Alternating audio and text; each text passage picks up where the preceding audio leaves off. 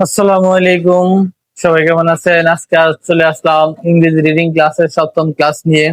আজকের ক্লাসে আমরা যে বিষয়টি নিয়ে আলোচনা করব, ইংরেজি বর্ণমালার ভাওয়েল এর ইউ এর ব্যবহার।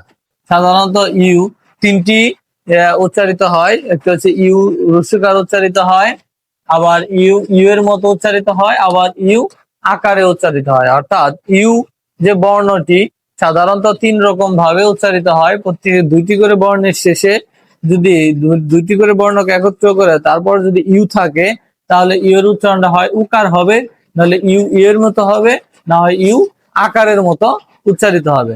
তবে সুন্দর করে দেখেন, আমি প্রত্যেকটা বর্ণমালার বর্ণের সাথে আমি ইউ শব্দটি যুক্ত করে দিয়ে কি কি ধরনের উচ্চারণ হয় আমি কিন্তু লিখে দিয়েছি। আপনারা সবাই কষ্ট করে তুলে নেবেন, কারণ আমরা জানি যে উকার ইউ আর আকার ছাড়া অন্য কোনো উচ্চারণ ইউ এর সাথে আসে না।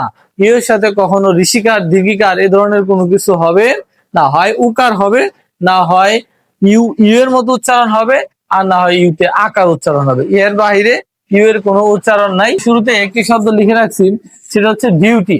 যে শব্দটা লিখছি ডিউটি, এটাকে যদি আমরা সিলেবল করি বা ভাঙি, তাহলে আমরা লিখতে পারি D U T Y, due T. দেখেন এখানে ডি সাথে ইউ শব্দটা যুক্ত করলে হয়ে গেছে ডিউ, আর এখানে হচ্ছে টি, তাহলে যে ডিউ উচ্চারণ হলো, অর্থাৎ ইউ ইউ এর মতো উচ্চারণ হইলো।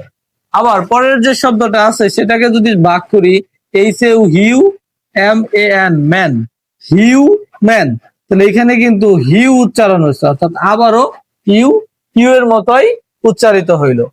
পরে আরেকটা যে শব্দ আছে এখানে যদি আমরা ব্যবহার করি যে আর ইউ রু এল এ আর লার, অর্থাৎ রু লার, এই যে এখানে রু যুগ লার, এখানে দেন আর ইউতে উকার উচ্চারিত হয়েছে, অর্থাৎ রুসুকার উচ্চারিত হয়েছে, তাহলে হচ্ছে রুলার।